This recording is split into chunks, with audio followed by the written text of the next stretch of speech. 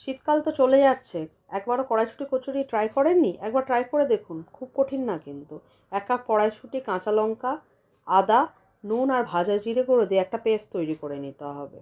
এরপর কড়াইতে অল্প পরিমাণ সাদা তেল গরম করে তাতে কালো জিরে, হিং ফোড়ন দিয়ে এই পেস্টটা দিয়ে ভালো করে নেড়ে শুকনো শুকনো করে নিতে হবে। নামানোর আগে চিনি দিয়ে মিশিয়ে তারপরে এই মিশ্রণটা নামিয়ে ঠান্ডা করতে দিতে হবে।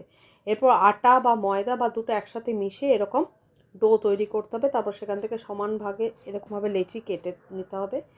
বাটির মতো তৈরি করে তার মধ্যে এই পুরটা দিয়ে এরকম করে গোল করে বল তৈরি করে রেখে দিতে হবে। এরপর বেলনা চাকিতে তেল দিয়ে আলতো হাতে এই কচুরিগুলো বেলে নিতে হবে।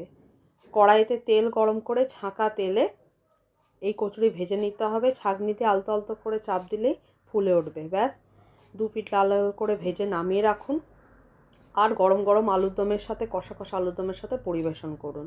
খুব কঠিন লাগলো কি? একবার ট্রাই করে দেখুন।